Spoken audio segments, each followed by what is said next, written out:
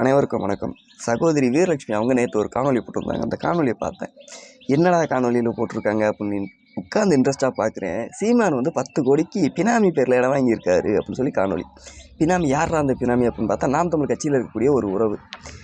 சரி, ஓகே, இருந்துட்டு போது என்னன்னு பார்ப்போம் அப்படின்னு ஃபுல்லாக அந்த வீடியோ பார்த்தா 10 கோடிக்கு திமுகவிலேருந்து காசு வாங்கி இந்த இடத்த வாங்கினாரு அப்படின்னு சொல்லி சகோதரி வீடியோ போட்டிருக்கீங்க. இன்கம் டேக்ஸ் ஆஃபீஸ் நீங்கள் இன்கம் டேக்ஸ் ஆஃபீஸர்ஸ் நீங்கள் பாருங்கள், இடி ஆஃபீஸர்ஸ் நீங்கள் பாருங்கள் அப்படின்னு சொல்லியிருந்தீங்க. சகோதரி, நீங்கள் ஒரு வழக்கறிஞர், உங்களுக்கு சட்டம்லாம் தெரியும் தானே?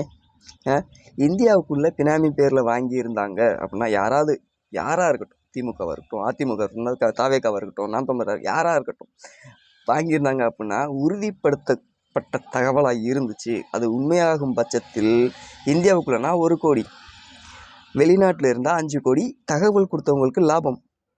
அப்போ இந்த தகவலை நீங்கள் கொடுத்து, உண்மையான தகவல் தானே, அப்போ நீங்கள் தகவல் கொடுத்த 1 கோடி பணத்தை வாங்க வேண்டியது தானே?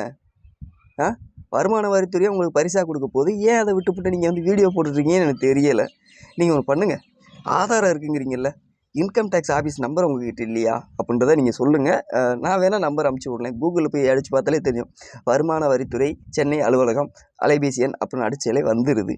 அதை நீங்கள் அடித்து சொல்ல வேண்டியது தானே, இந்த மாதிரி பினாமி இதை வாங்கியிருக்காருப்பா போய் விசாரிங்க அப்படின்னு சொல்ல வேண்டியது தானே.